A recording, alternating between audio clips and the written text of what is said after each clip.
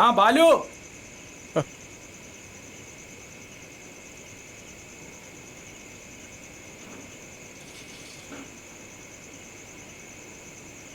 ചേട്ടാ മോനെ, ഞാനേ നാളെ ഇത്തിരി താമസിക്കും. ഞാൻ സാറിനോട് പറഞ്ഞിട്ടുണ്ട്. അപ്പോൾ ഒന്നുകൂടെ ഒന്ന് ഓർമ്മിപ്പിച്ചേക്കണേ.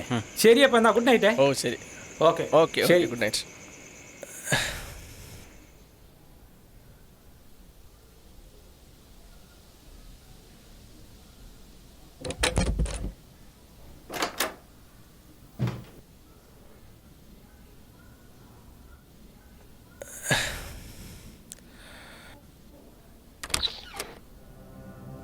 അപ്പാ ഞാൻ കിടക്കാം. അപ്പാ ഗുഡ് നൈറ്റ്. ആ ബാലു, നീ ആ അടുക്കളയിലെ ലൈറ്റും വാതിലും എല്ലാം അടച്ചിട്ട് കിടന്നോ? എന്നിട്ട് അപ്പോൾ ഞാൻ മുകളിലേക്ക് ഉറങ്ങാൻ പോയി. അപ്പോഴാണോ മേനോൻ സാറിനെ അവസാനമായിട്ട് കാണുന്നത്? അതെ.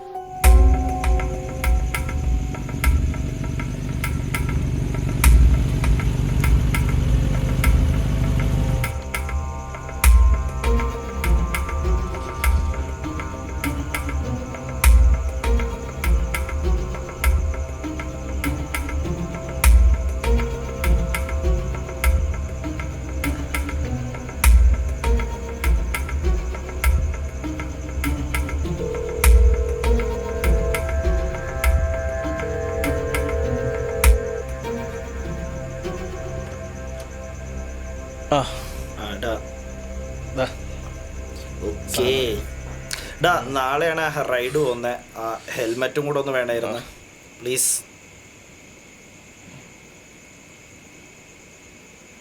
നിതിൻ വന്നിട്ട് എന്താണ് സംഭവിച്ചത്? അത് ഇതിനാ ഹെൽമെറ്റ് വാങ്ങാനായിട്ട് വന്നായിരുന്നു.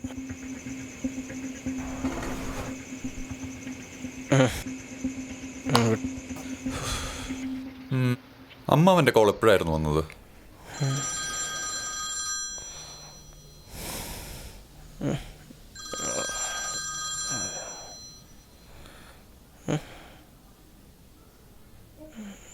ഹലോ ഹലോ ബാലു, അച്ഛൻ എന്നെ 2 തവണ വിളിച്ചിട്ടുണ്ടായിരുന്നു. ഇപ്പോഴാണ് തിരിച്ചു വിളിച്ചിട്ട് എടുക്കുന്നുമില്ല. നീ ഒന്ന് പോയി നോക്കിയിട്ട് എന്നെ തിരിച്ചു വിളിച്ചേ.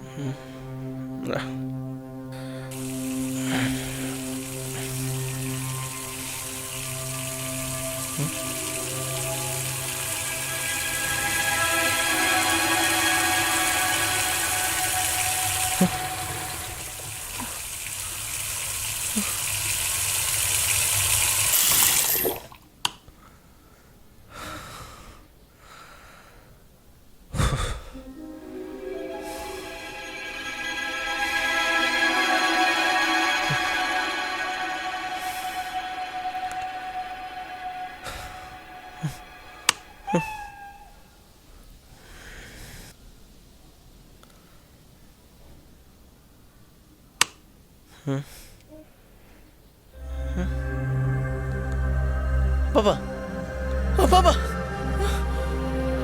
പാപ്പാ,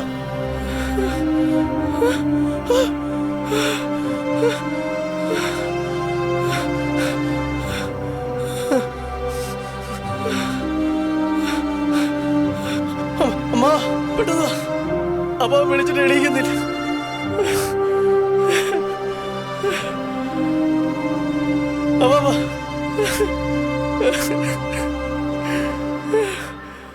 അപ്പാ, എന്നിട്ട് ഞാൻ ആംബുലൻസ് വിളിച്ചു.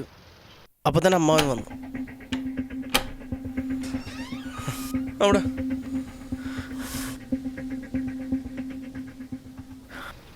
ഞാനാ സ്റ്റേഷനിൽ വിളിച്ചറിയിച്ചത്. ഓ, നിങ്ങൾ ഇവിടെയാണോ താമസിക്കുന്നത്? തൊട്ടപ്പുറത്തെ കോമ്പൗണ്ടിലാ. അച്ഛൻ്റെ കൊല്ലപ്പോഴാണ് വന്നേ? ഒരു 12-12:30 കാണും. ആദ്യം ഞാൻ കണ്ടില്ലായിരുന്നു.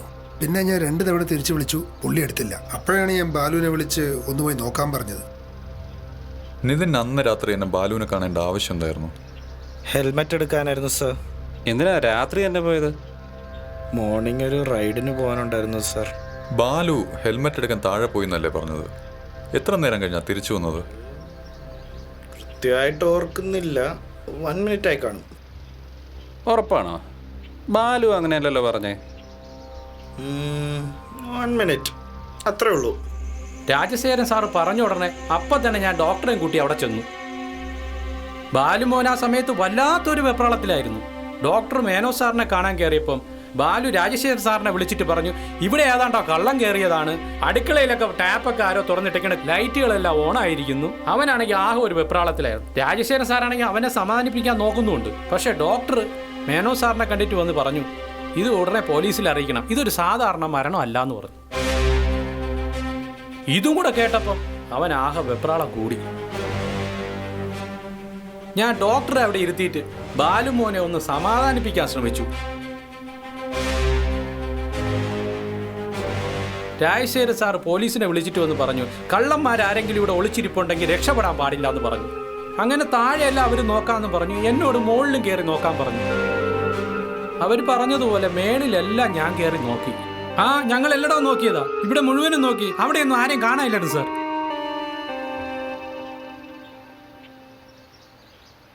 സാറേ, മരിച്ചയാളുടെ മകള് വന്നിട്ടില്ല. അതെനിക്കറിയാടോ. പുള്ളിക്കാരി എൻ്റെ ഒരു പഴയ ക്ലാസ്മേറ്റാ. വരാൻ പറ്റില്ലെന്ന് അറിയിച്ചിട്ടുണ്ടായിരുന്നു. സാറേ, ജോമോൻ വിളിച്ചിട്ടുണ്ടായിരുന്നു. ശ്വാസം മുട്ടിച്ചാൽ കൊന്നേക്കുന്ന ഡോക്ടറുടെ അഭിപ്രായം. പിന്നെ പോസ്റ്റ്മോർട്ടം റിപ്പോർട്ട് സാറിന് മെയിൽ അയച്ചിട്ടുണ്ട്. എനിക്കത് കണ്ടപ്പോഴേ മനസ്സിലായി. ക്രിമേഷൻ എങ്ങനെ? ഒരുപാട് ആളുണ്ടായിരുന്നോ? ഭയങ്കര തിരക്കായിരുന്നു സാറേ. എനിക്ക് തോന്നുന്നേ ഈ ബിസിനസ് ശത്രുക്കൾ ആരെങ്കിലൊക്കെ ആയിരിക്കും ചെയ്തേക്കുന്നത്. ഇയാൾ അത്ര വലിയ ജോയ് ആലുക്കസ് ഒന്നുമല്ലല്ലോ. എങ്കിൽ പിന്നെ ആ ചെറുക്കൻ തന്നെയാ.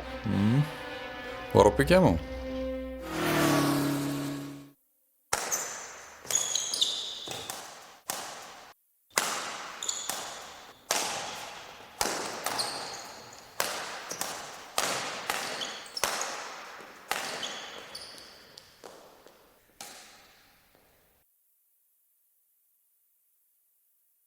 ഞാൻ അപ്പോഴേ പറഞ്ഞല്ലേ സാറേ, ആ പയ്യനെ ഒന്ന് അകത്താക്കിയപ്പോഴാ സമാധാനമായത്.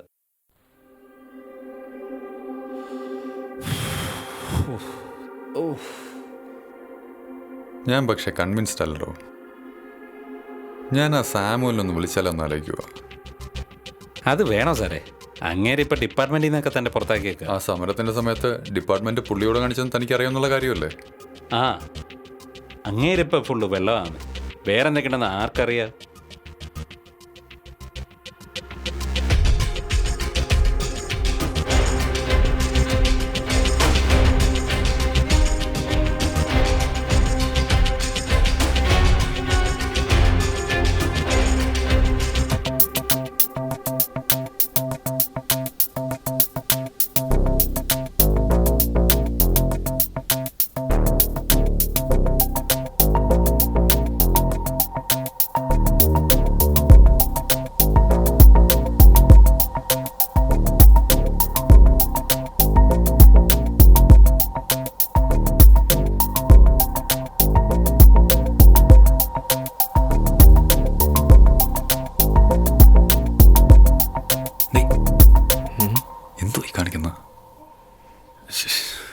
ബാലു ഒരിക്കലും അങ്ങനെ ചെയ്യില്ല.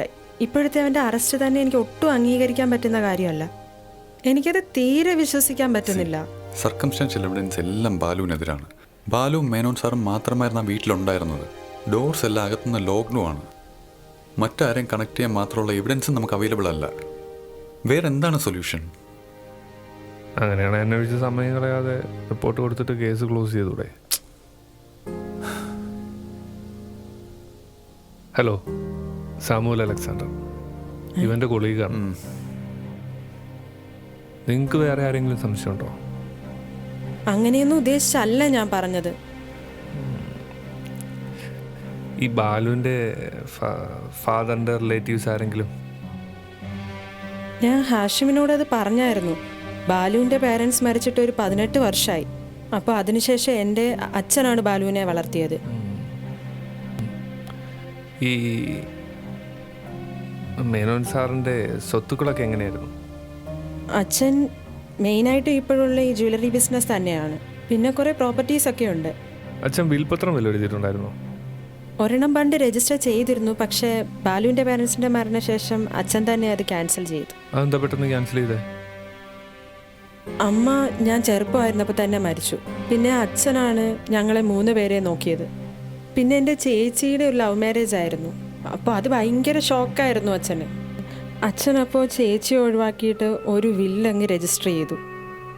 അപ്പോൾ പിന്നെ ചേച്ചിയുടെ മരണവും പിന്നെ ബാലുവിനെ ഏറ്റെടുത്തതും എല്ലാം കൂടെ ആയപ്പോൾ അച്ഛൻ തന്നെ അത് ക്യാൻസൽ ചെയ്യുമായിരുന്നു. ആരായി ബില്ല് പ്രിപ്പയർ ചെയ്തത്? അത് അഡ്വക്കേറ്റ് ഗോപാലസ്വാമി. മരണത്തിന് ശേഷം വിളിച്ചായിരുന്നു പുള്ളി. മരണത്തിന് 2 ദിവസം മുന്നേ അച്ഛൻ അദ്ദേഹത്തെ കാണാൻ പോയിരുന്നു. പക്ഷെ അന്ന് കാണാൻ പറ്റിയില്ല. അതിനെപ്പറ്റി പറയാനാ വിളിച്ചത്. വീട്ടിൽ ഈ മേനോൻ സാറും പയ്യനും അല്ലാതെ വേറെ ആരൊക്കെയുണ്ട്? ഒരു കുക്കും സെക്യൂരിറ്റി ഗാർഡ് ഒരു നേപ്പാളുകാരനാണ്. അപ്പോൾ അയാൾ മരണത്തിന് ഒരാഴ്ച മുന്നെയാണ് നാട്ടിൽ പോയത്. ആളുടെ മോളുടെ കല്യാണ ആവശ്യത്തിനായിട്ടാണ് പോയത്. പിന്നെ ഒരു കുക്കാണുള്ളത്, കുഞ്ഞിക്കണ്ണൻ. ആള് 2-3 മാസത്തിൽ ഒരിക്കലേ വീട്ടിൽ പാറുള്ളൂ. അപ്പോൾ അങ്ങനെ ഈ സമയത്താണ് പോയത്. പോകുമ്പോഴെല്ലാം എന്നെ അല്ലെങ്കിൽ ചേട്ടനെ വിളിച്ച് അറിയിക്കാറുണ്ട്.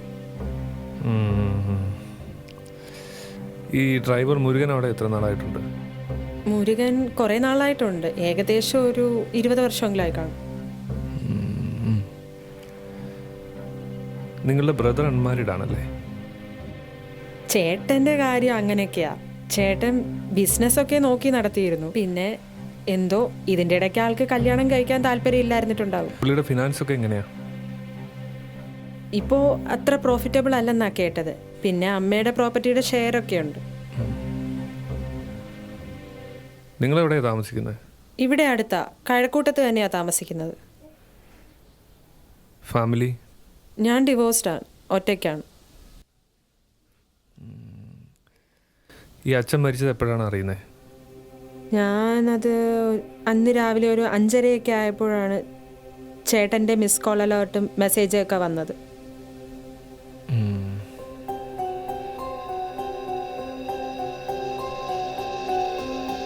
ഓക്കെ പ്രിയദർശിനി, എന്തെങ്കിലും കിട്ടുവാണെങ്കിൽ ഞങ്ങൾ അറിയിക്കാം. ഓക്കെ.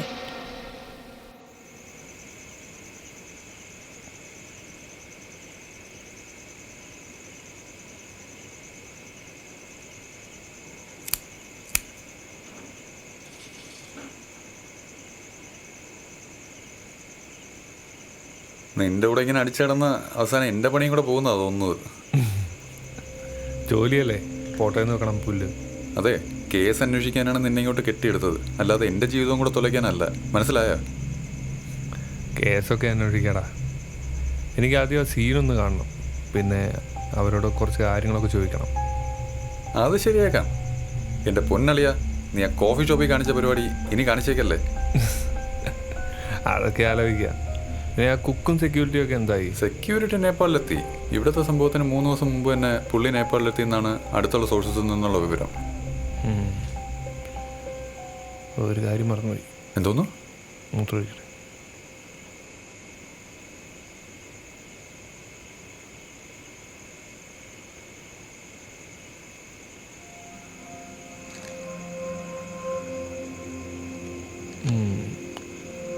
ആ കുക്കിനെ ചോദ്യം ചെയ്തിട്ട് എന്താടാ?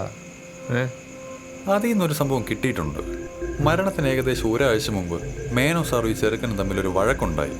അവസാനം ഈ ചെറുക്കൻ വാതിലെല്ലാം കൂടെയൊക്കെ വലിച്ചടച്ചിട്ടൊരു പോക്കങ്ങ് പോയി.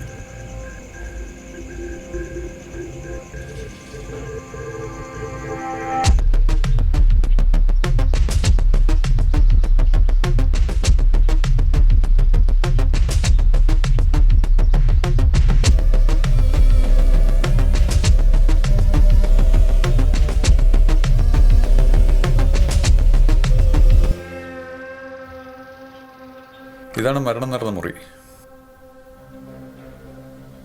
ഇവിടെ എന്തെങ്കിലും മാറ്റിയിട്ടുണ്ടായിരുന്നോ? മാറ്റമൊന്നുമില്ല. ഇതല്ലേ നീ എന്ന് പറഞ്ഞ് ഇളകി കിടന്നിരുന്ന എക്സോസ്റ്റ് ഫാൻ? അതെ അതെ. ഇതിങ്ങനെ തന്നെയായിരുന്നോ? അതെ അതെ.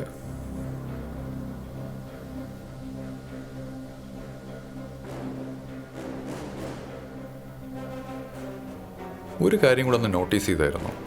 അന്ന് ഈ കിച്ചണിലെ 2 ടാപ്പ് ഓപ്പൺ ആയിരുന്നു എന്നാണ് ബാലുവിൻ്റെ മൊഴി.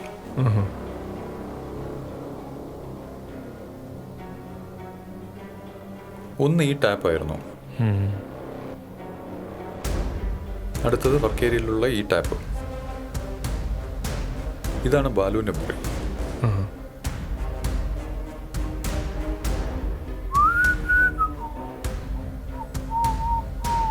ഈ ഡോർ വഴി നമുക്ക് പുറത്തേക്ക് ഇറങ്ങാൻ പറ്റും. നിതിൻ ഹെൽമെറ്റ് വാങ്ങാൻ വന്നത് ഈ വഴി അവനാണ് സാധ്യത.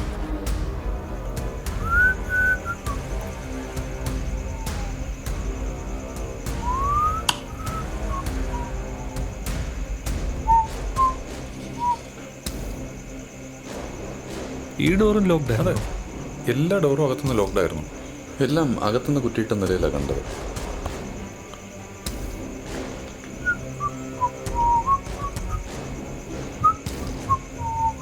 കുറേ സ്റ്റെയർ ഉണ്ടല്ലേ?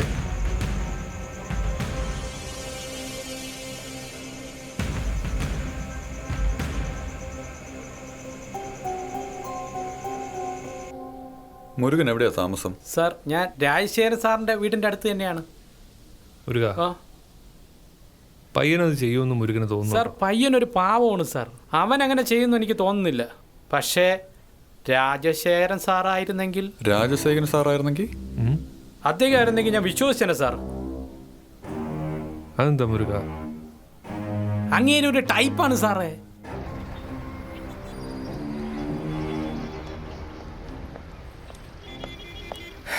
Good morning. Good morning. Sir സ്ഥിരം ജോഗിങ്ങിന് വരാറുണ്ടോ? ആഴ്ചയിൽ ഒരു 3 ദിവസം. ആ ശരി. പിന്നെ ബാഡ്മിൻ്റണും ഉണ്ട്. ആ ഗ്രീൻഫീൽഡിലല്ലേ? ഞാൻ കാണാറുണ്ട്. ഇതാരാ? ഇത് എൻ്റെ ഒരു സുഹൃത്താണ്, സാമുൽ. ഹലോ. ഹലോ സാർ, ഒരു കാര്യം കൂടെ ചോദിച്ചോട്ടെ. നമ്മുടെ ബാലു ഇല്ലേ, ആളെങ്ങനെയാ? അധികാരോട് സംസാരിക്കുന്ന കൂട്ടത്തിലൊന്നല്ല. ചില്ലറ ചുറ്റുകളിയൊക്കെ ഉണ്ട്. എന്നാലും അവനെങ്ങനെ ചെയ്യുന്ന ഞാൻ വിചാരിച്ചില്ല. പിന്നെ ആ കുക്കില്ലേ, കുഞ്ഞിക്കണ്ണൻ, പുള്ളി സാറിനോട് എത്ര കാലമായിട്ടുണ്ട്? കുറേ വർഷമേ കാണും. ഒരാഴ്ച മുമ്പ് ഈ കാർന്നൂരും പയ്യനും തമ്മിൽ എന്തോ പ്രശ്നം ഉണ്ടായെന്ന് പറഞ്ഞല്ലോ, അതെന്താ? ഉണ്ടായി സാറേ. ഞാൻ കാണുമ്പോൾ സാറ് ബാലുമോനെ വല്ലാണ്ടങ്ങ് ശകാരിച്ചുകൊണ്ടിരിക്കുമായിരുന്നു. ഞാൻ അപ്പോഴേക്കും അടുക്കളയിലേക്ക് പോയി. അധികം താമസിയാതെ തന്നെ മേനോൻ സാറ് ബാലുവിനോട് ഇറങ്ങിപ്പോടാ എന്ന് ഉച്ചത്തിൽ പറയുന്നതും കേട്ടു. ഞാൻ അടുക്കളയിൽ നിന്ന് വരുമ്പോഴേക്കും ബാലുമോൻ അങ്ങ് ഇറങ്ങിപ്പോവുകയും ചെയ്തു. എന്നിട്ട് ബാലുമോൻ അത്താഴത്തിന് കാണുമോ എന്ന് മാത്രം ഞാൻ ചോദിച്ചു. വേണമെന്നുള്ളവർ വന്ന് കഴിച്ചോളൂ എന്ന് പറഞ്ഞിട്ട് സാർ അകത്തേക്കും കയറിപ്പോയി. പിന്നെ ഒരു ഡ്രൈവർ മുരുകനില്ലേ, അയാൾ ആളെങ്ങനെയാ? പണ്ട് മുതലേ അച്ഛൻ്റെ കൂടെ ഉള്ളതാ.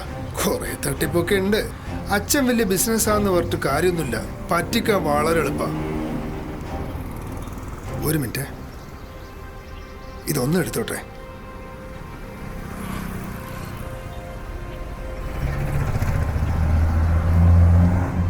എന്താ ഞാൻ പോയിക്കോട്ടെ? കുറച്ച് കാര്യങ്ങളുണ്ട് പോയിട്ട്. ഇവിടെ എന്തൊക്കെയാ എടുത്ത്? ഇല്ല ഞങ്ങൾ കൊടുത്തോളാം. Okay, by.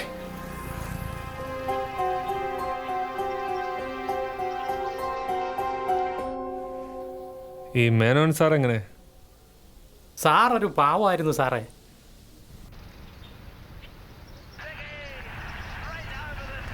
ബാലുവിനെ കണ്ടിട്ട് എന്തായി? പ്രത്യേകിച്ച് കാര്യമൊന്നുമില്ല. ആ കാരണവരുമായിട്ടുള്ള വഴക്കിനെ പറ്റി ചോദിച്ചോ? ചോദിച്ചു, പക്ഷെ അത് വലിയ സംഭവമല്ലടാ.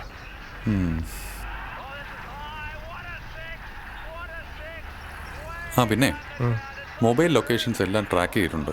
പ്രത്യേകിച്ച് മാറ്റമൊന്നുമില്ല. എല്ലാം അവർ പറഞ്ഞ ലൊക്കേഷനിലൊക്കെ തന്നെയാണ് വന്നിട്ടുള്ളത്. എല്ലാം?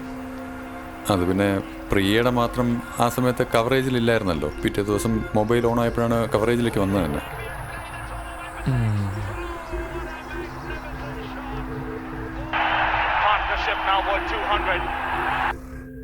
അന്ന് രാത്രി വരുന്ന കാര്യം ബാലുവിനോട് നേരത്തെ പറഞ്ഞിരുന്നോ? പറഞ്ഞിരുന്നു സാർ.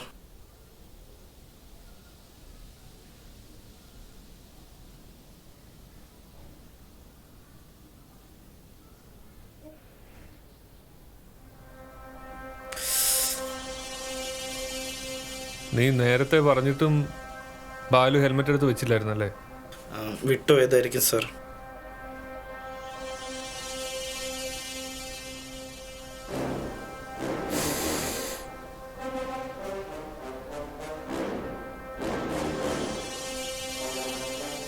സത്യം പറഞ്ഞവരെ, നീ ഹെൽമെറ്റ് വാങ്ങിക്കാൻ തന്നെയാണോ പോയത്? അറിയാതെ പറ്റിയതാണ്.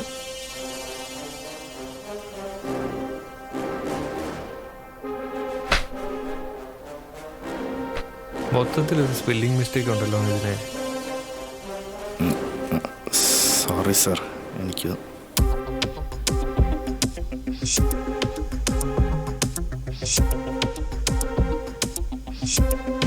പിന്നെ പ്രിയയുടെ മാത്രം ആ സമയത്ത് കവറേജ് ഇല്ലായിരുന്നല്ലോ.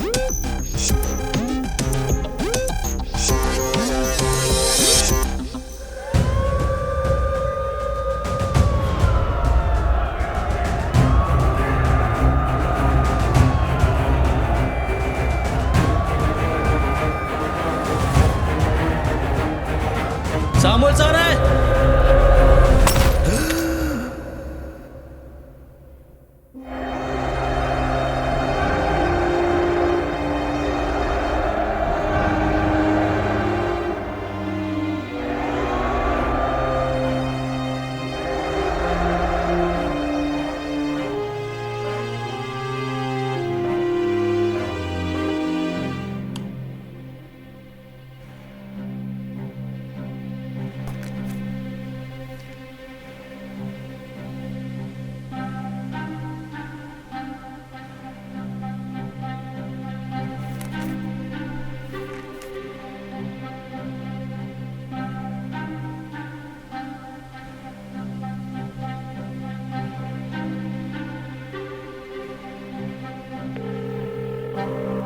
ഹലോ ഹലോ ഹാഷിം, നീ എവിടെ ഉണ്ട്? ഞാനൊരു തന്നെ തപ്പി ഇറങ്ങിയതാടോ. എന്തു പറ്റി? എന്താ പുതിയ കേസ് വല്ലതും ആണോ? അതല്ല, ഇയാളൊരു വെറ്ററൻ കള്ളനാ. നമ്മുടെ ഈ എക്സോസ് പാൻ്റ് അകത്ത് വരാൻ വല്ല വഴിയുണ്ടോ എന്ന് അറിയാൻ വേണ്ടി വന്നതാ. എന്തു പറ്റി? നീ പറ. അതൊക്കെ അവിടെ നിൽക്കട്ടെ, നീ വാ, വരുമ്പോൾ റാഗറ്റും കൂടെ എടുത്തു. ഓക്കേടാ.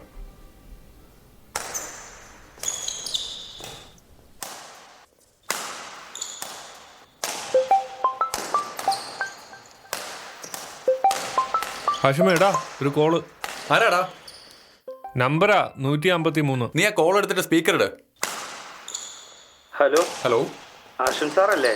അതെ സാർ, ഞാൻ നിതിനാണ്, ബാലഗോപാലിന്റെ ഫ്രണ്ട്.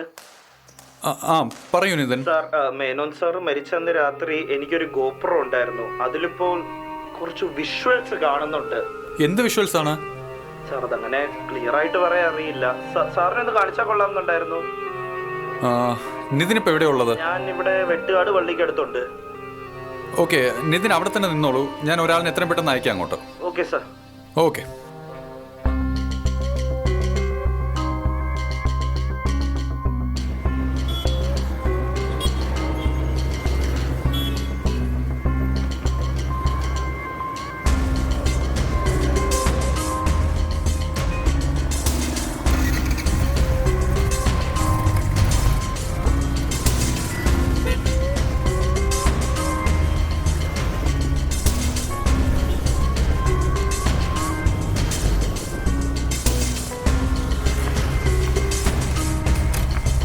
ഓനെ ഈ എയർപോർട്ടിൽ പോണത് ഈ വഴിയാണോ? ചേട്ടാ, അതിവിടെ നിന്ന് നേരെ അങ്ങ് വിട്ടോ വിട്ടോ വിട്ടോ വിട്ടോ.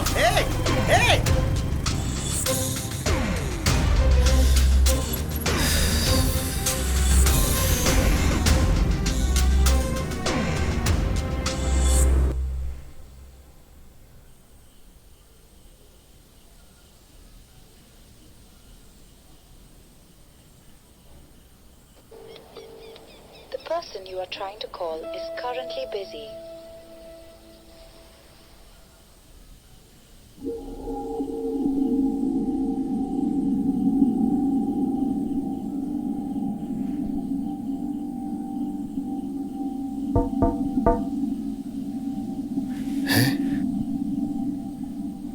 എന്താ മുരുകനെയാണോ വിളിക്കുന്നത്? പോവാം. എങ്ങോട്ട്? എന്താ കാര്യം? സ്വന്തം തന്തയാണെന്ന് പോലും നോക്കാതെ കേരള ജീപ്പില്.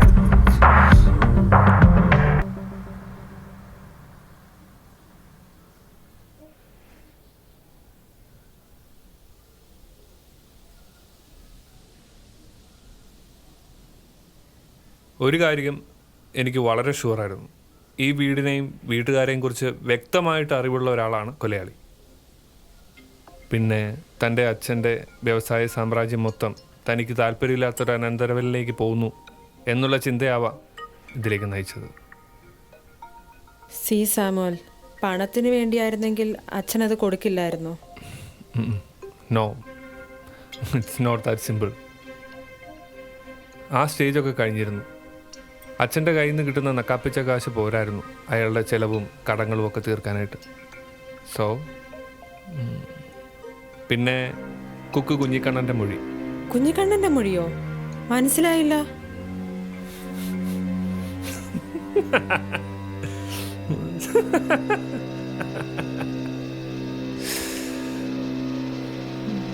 ബാലു, നിന്നോട് എത്ര പ്രാവശ്യം പറഞ്ഞിട്ടുണ്ട് ഇങ്ങനെ പോയാൽ ശരിയാവത്തില്ല?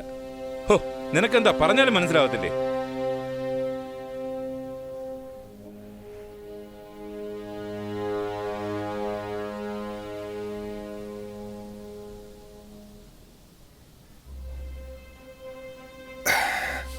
അച്ഛാ, കുറച്ചുകൂടെ പൈസ വേണ്ടി വരും ബിസിനസ്സിലേക്ക്. ഇപ്പോഴുള്ളൊന്നും മതിയാവില്ല. അച്ഛൻ ഇത്രയും കൂടെ ഒന്ന് സഹായിക്കും. ഇറങ്ങി പോടാ. നിനക്കിനി ഒരു ചില്ലി പൈസ പോലും ഞാൻ തരത്തില്ല. എല്ലാം കെട്ടിപ്പിടിച്ചോണ്ട് ഇവിടെ ഇങ്ങനെയായിരുന്നു. എനിക്കറിയാം എന്താ വേണ്ടതെന്ന്. എന്തേ ഹാഷിം, ഇങ്ങനെ തന്നെയല്ലേ? ഇതിനോടൊക്കെ അയാൾ കൺഫ്യൂസ് ചെയ്തല്ലോ. പക്ഷേ നീ ഇതെങ്ങനെ? ഒരു കാൽക്കുലേറ്റഡ് ഗസ്. സി, കുഞ്ഞിക്കണ്ണൻ പറഞ്ഞ പോലത്തെ ഒരു ഉടക്കൊന്നും അവിടെ നടന്നിട്ടില്ല. അങ്ങനെയാണ് മേനോൻ സാർ ഇറക്കി വിട്ടത് ആരെയായിരിക്കും? രാജശേഖരനെ. രാജശേഖരനാണ് അതെന്ന് ഞാനങ്ങ് ഉറപ്പിച്ചു. അതിന് വേറൊരു കാരണം കൂടെ ഉണ്ട്.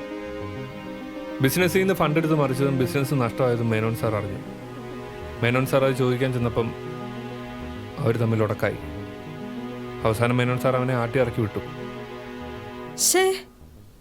ഇങ്ങനെ ആട്ടി ഇറക്കിയതിനാണോ അച്ഛനെ? അതൊരു കാരണം മാത്രം. But it was not a crime of passion. It was a very planned cold blooded murder. അപ്പോ ഇയാൾ എപ്പോഴാണ് ഇങ്ങനെ ചെയ്യാൻ തീരുമാനിക്കുന്നത്? മേ ബി ഈ വക്കീലിനെ കാണാൻ പോകുന്ന കാര്യം അറിഞ്ഞപ്പോഴായിരിക്കും തീരുമാനിച്ചത്.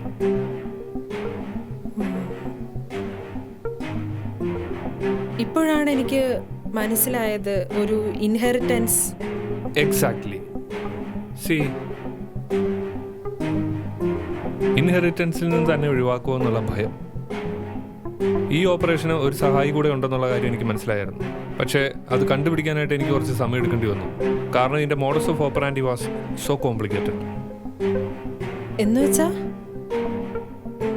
എക്സ്പ്ലെയിൻ ചെയ്യാനാണെങ്കിൽ,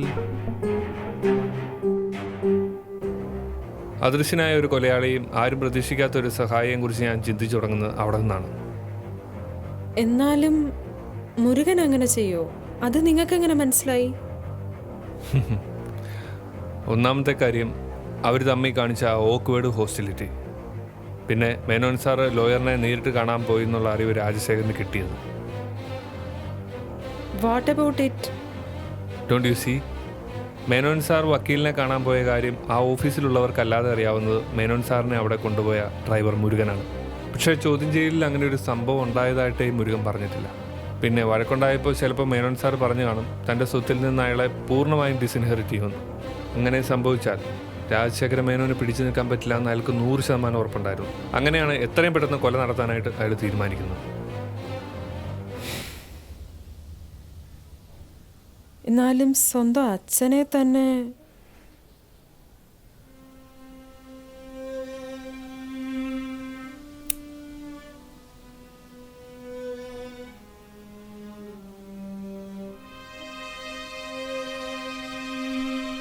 To a monster, the name is monstrous. He's a bloody cold-blooded killer. തൻ്റെ അച്ഛനെ കൊല്ലുക മാത്രമല്ല, അതുവഴി തൻ്റെ അനന്തരവനെ അകത്താക്കാനും കൂടെയായിരുന്നു അയാളുടെ പ്ലാൻ. ഒരു വടിക്ക് 2 പക്ഷി.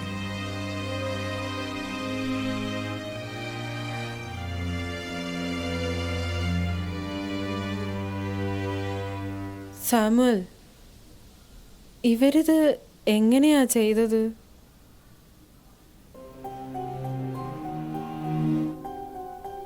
പുറമേ നോക്കുമ്പോൾ ഇത് വളരെ കോംപ്ലിക്കേറ്റഡ് ആയിട്ടുള്ള ഒരു കേസാണ്. ഇവരിതെങ്ങനെ എക്സിക്യൂട്ട് ചെയ്യുന്നു എന്നുള്ള എന്നെയും ഭയങ്കരമായിട്ട് കൺഫ്യൂസ് ചെയ്യിച്ചു. പക്ഷെ അന്ന് നടന്ന സംഭവങ്ങളുടെ വിവരണങ്ങൾ ഒന്നുകൂടെ വായിച്ചു നോക്കിയപ്പം എനിക്കെല്ലാം ക്ലിയറായി. മുരുകൻ അന്ന് രാത്രി ബാലുവിനെ കാണാൻ വരുന്നിടത്താണ് ഇത് തുടങ്ങുന്നത്. മുരുകൻ ബാലുവുമായി സംസാരിച്ചുകൊണ്ടിരുന്ന സമയത്ത് കോമ്പൗണ്ടിൽ ഒളിച്ചിരുന്ന രാജശേഖര മേനോൻ പതുക്കെ വീട്ടിനകത്തേക്ക് കയറുന്നു. അകത്ത് കയറിയ അയാൾ ആരും കാണാതെ വീട്ടിനകത്ത് എവിടെയെങ്കിലും ഒളിച്ചിരുന്നിട്ടുണ്ടാവാം. മേനോൻ സാറ് ഇതിനോടകം തന്നെ ബെഡ്റൂമിലായിരിക്കുമെന്ന് അയാൾക്ക് ഉറപ്പായിരുന്നു. മിക്കവാറും നിതിൻ വന്നതും പോയതും എല്ലാം അയാൾ കേട്ട് കാണും. എല്ലാവരും ഉറങ്ങിയ ശേഷം ഏകദേശം ഒരു 12:30 ആയപ്പോൾ കൊല നടത്താനായി അയാൾ ഇറങ്ങി വന്നു.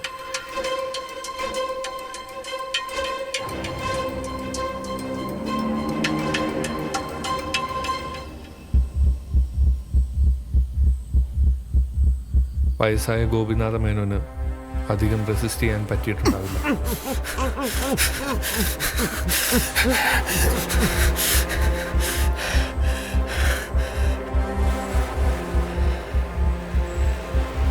കൊല നടത്തിയ ശേഷം ഉടൻ തന്നെ സ്വന്തം മൊബൈലിലേക്ക് മേനോൻ സാറിൻ്റെ ഫോണിൽ നിന്നും കോൾ ചെയ്യുന്നു. അതിനുശേഷം കിച്ചണിൽ ചെന്ന് ലൈറ്റ് ഇടുകയും ടാപ്പ് തുറന്നു വിടുകയും ചെയ്യുന്നു.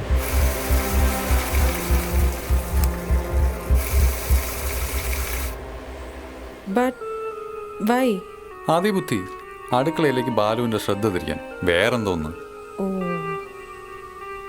കറക്റ്റ്. എന്നിട്ട് എവിടെയെങ്കിലും ഒളിച്ചു നിന്ന ശേഷം 2 പ്രാവശ്യം തൻ്റെ ഫോണിൽ നിന്ന് മേനോൻ സാറിൻ്റെ ഫോണിലേക്ക് തിരിച്ചു വിളിക്കുന്നു.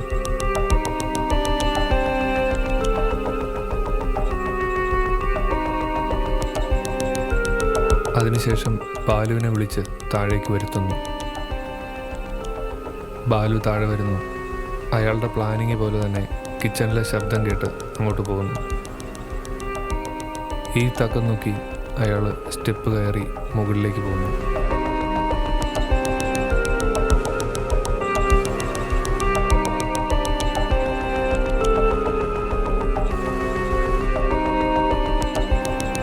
ബാലുവിൻ്റെ മുറി വഴി പുറത്തേക്ക് ഇറങ്ങുന്നു.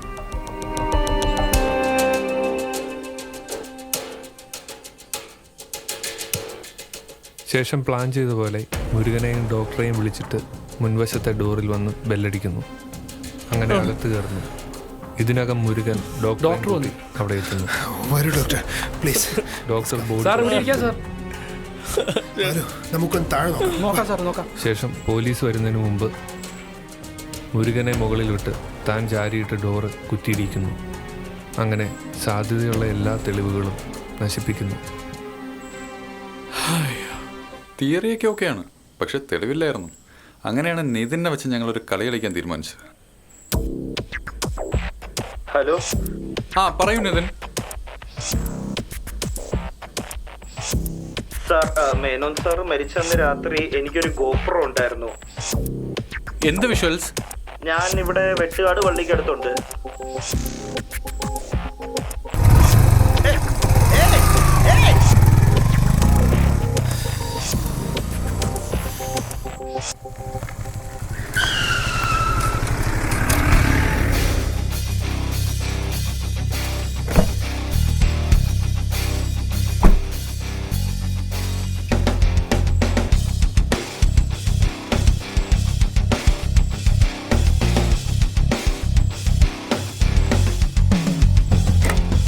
ഇയാളെ ഫോളോ ചെയ്ത് ട്രാപ്പ് ചെയ്യാനുണ്ടല്ലോ, ഞങ്ങൾ വല്ലാണ്ട് കഷ്ടപ്പെട്ടു.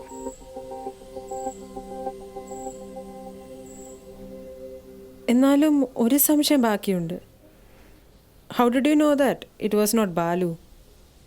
Actually I didn't. ഞാൻ ഈ കേസിലേക്ക് വരുമ്പോഴേക്കും ബാലു അകത്താണ്. പോലീസുകാരെല്ലാം അവനെതിരെയുള്ള തെളിവുകൾ അന്വേഷിച്ച് നടക്കുമായിരുന്നു. സോ ഐ തോട്ട് എന്തുകൊണ്ട് മറ്റ് സാധ്യതകൾ പരിഗണിച്ചുകൂടാ. അങ്ങനെയാണ് അന്ന് അവിടെ വന്നുപോയ നിതിനെക്കുറിച്ച് അന്വേഷിക്കാം എന്ന് ഞാൻ തീരുമാനിക്കുന്നത്. പക്ഷേ പെട്ടെന്ന് തന്നെ അതൊരു ഡെഡ് എൻഡ് ആണെന്ന് എനിക്ക് മനസ്സിലായി. പിന്നെയുള്ള സാധ്യത ഇളകിക്കിടന്നിരുന്ന എക്സോസ് ഫാനാണ്. പക്ഷേ ഭിത്തിയുടെ പുറത്തൂടെ ആരെങ്കിലും കയറിയതിൻ്റെ ലക്ഷണങ്ങളോ സാധ്യതയോ ഇല്ലായിരുന്നു. പിന്നെ താഴെ അടുക്കി വെച്ചിരിക്കുന്ന കുപ്പികളും പാത്രങ്ങളും എല്ലാം അതേപോലെ തന്നെ ഇരിക്കുന്നു. സോ ഐ തോട്ട് ആ ലൈൻ ഓഫ് തോട്ട് ഉപേക്ഷിക്കാൻ ഞാൻ തീരുമാനിച്ചു. ബാലു ആയിരിക്കും. ഞാൻ നോക്കിയിട്ട് വരട്ടെ.